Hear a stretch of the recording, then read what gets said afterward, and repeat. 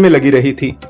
तुमने इस दौरान वायु सूंघी, पेड़ों के पत्ते खाए और तुम्हारा शरीर क्षीण हो गया था। ऐसी हालत देखकर महाराज हिमाचल को बहुत चिंता हुई। वे तुम्हारे विवाह के लिए चिंता करने लगे। इसी मौके पर नारद देव आए। राजा ने उनका स्वागत किया और उनके आने का कारण पूछा। तब नारद जी ने कहा, राजन, मैं भगवान विष्णु की तरफ से आया हूँ। मैं चाहता हूँ कि आपकी सुंदर कन्या को योग्य वर प्राप्त हो। सो बैकुंठ निवासी भगवान विष्णु ने आपकी कन्या का वरण स्वीकार किया है। क्या आपको स्वीकार है? राजा हिमाचल ने कहा, महाराज, मेरा सौभाग्य है कि जो मेरी कन्या को विष्णु जी ने स्वीकार किया है और मैं अवश्य ही उन्हें अपनी कन्या उमा का कन्यादान करूंगा। ये सुनिश्चित हो जाने पर नारद जी बैकुंठ चले गए और भगवान विष्णु से उनके विवाह का पूर्ण होना सुनाया। ये सुनकर तुम्हें बहुत दुख हुआ और तुम अपनी सखी के पास पहुंचकर विलाप करने लगी। तुम्हारा विलाप देखकर सखी ने तुम्हारी इच्छा जानकर कहा, देवी, मैं तुम्हें ऐसी गुफा में तपस्या के लिए ले चलूंगी जहां महाराज हिमाचल भी न पा सके। ऐसा कहकर उमा सहेली सहित हिमालय की गहन गुफाओं में विलीन हो गई। तब महाराज हिमाचल घबरा गए और पार्वती को ढूंढने के लिए विलाप करने लगे। मैंने विष्णु जी को जो वचन दिया है वो कैसे पूरा हो सकेगा, ऐसा कहकर बेहोश हो गए। उस समय तुम अपनी सहेली के साथ ही गहन गुफा में पहुंच बिना अन्न और जल के मेरे व्रत को आरंभ करके नदी की बालू का लिंग लाकर विविध फूलों से पूजन करने लगी।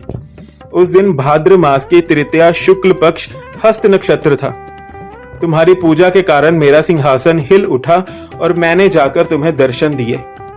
वहां जाकर मैंने तुमसे कहा, हे देवी, मैं तुम्हारे व्रत और पूजन से अति प्रसन्न हूं। तुम मुझसे अपनी इच्छा मांग सकती हो। इतना सुन तुमने लज्जित भाव से प्रार्थना की कि आप अंतर्यामी हैं। मेरे मन के भाव आपसे छिपे नहीं हैं। आपको पति रूप में पाना चाहती हूँ। इतना सुनकर मैं तुम्हें एव मस्तु इच्छित पूर्ण वरदान देकर अंतर ध्यान हो गया।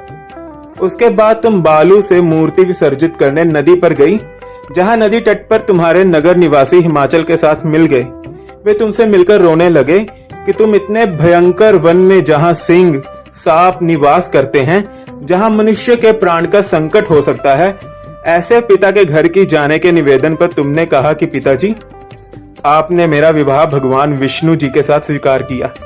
इस कारण मैं वन में रहकर अपने प्राण त्याग दूंगी। तब वे बोले, शोक मत करो, मैं तुम्हारा विवाह भगवान विष्णु के साथ कदापि नहीं करूंगा, उन्हीं सदा शिव के साथ करूंगा। इसके बाद महाराज हिमाचल ने रानी मैना सहित खुश होकर मेरा और तुम्हारा विवाह करवाया। में लगी रही थी। तुमने इस दौरान वायु सूंघी, पेड़ों के पत्ते खाए और तुम्हारा शरीर क्षीण हो गया था। ऐसी हालत देखकर महाराज हिमाचल को बहुत चिंता हुई। वे तुम्हारे विवाह के लिए चिंता करने लगे। इसी मौके पर नारद देव आए। राजा ने उनका स्वागत किया और उनके आने का कारण पूछा। तब नारद जी ने कहा, राजन, मैं भगवान विष्णु की तरफ से आया हूँ। मैं चाहता हूँ कि आपकी सुंदर कन्या को योग्य वर प्राप्त हो। सो बैकुंठ निवासी भगवान विष्णु ने आपकी कन्या का वरण स्वीकार किया है। क्या आपको स्वीकार है? राजा हिमाचल ने कहा, महाराज, मेरा सौभाग्य है कि जो मेरी कन्या को विष्णु जी ने स्वीकार किया है और मैं अवश्य ही उन्हें अपनी कन्या उमा का कन्यादान करूंगा। ये सुनिश्चित हो जाने पर नारद जी बैकुंठ चले गए और भगवान विष्णु से उनके विवाह का पूर्ण होना सुनाया। ये सुनकर तुम्हें बहुत दुख हुआ और तुम अपनी सखी के पास पहुंचकर विलाप करने लगी। तुम्हारा विलाप देखकर सखी ने तुम्हारी इच्छा जानकर कहा, देवी, मैं तुम्हें ऐसी गुफा में तपस्या के लिए ले चलूंगी जहां महाराज हिमाचल भी न पा सके। ऐसा कहकर उमा सहेली सहित हिमालय की गहन गुफाओं में विलीन हो गई। तब महाराज हिमाचल घबरा गए और पार्वती को ढूंढने के लिए विलाप करने लगे।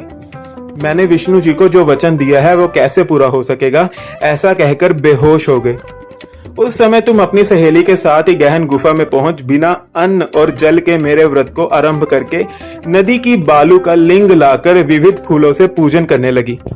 उस दिन भाद्र मास की तृतीया शुक्ल पक्ष हस्त नक्षत्र था। तुम्हारी पूजा के कारण मेरा सिंहासन हिल उठा और मैंने जाकर तुम्हें दर्शन दिए। वहां जाकर मैंने तुमसे कहा, हे देवी, मैं तुम्हारे व्रत और पूजन से अति प्रसन्न हूं। तुम मुझसे अपनी इच्छा मांग सकती हो। इतना सुन तुमने लज्जित भाव से प्रार्थना की कि आप अंतर्यामी हैं, मेरे मन के भाव आपसे छिपे नहीं हैं, आपको पति रूप में पाना चाहती हूँ। इतना सुनकर मैं तुम्हें एव मस्तु इच्छित पूर्ण वरदान देकर अंतर्ध्यान हो गया। उसके बाद तुम बालू से मूर्ति विसर्जित करने नदी पर गई, जहां नदी तट पर तुम्हारे नगर निवासी हिमाचल के साथ मिल गए। वे तुमसे मिलकर रोने लगे कि तुम इतने भयंकर वन में, जहां सिंह सांप निवास करते हैं, जहां मनुष्य के प्राण का संकट हो सकता है, ऐसे पिता के घर की जाने के निवेदन पर तुमने कहा कि पिताजी, आपने मेरा विवाह भगवान विष्णु जी के साथ स्वीकार किया, इस कारण मैं वन में रहकर अपने प्राण त्याग दूंगी। तब वे बोले, शोक मत करो, मैं तुम्हारा विवाह भगवान विष्णु के साथ कदापि नहीं करूंगा, उन्हीं सदा शिव के साथ करूंगा।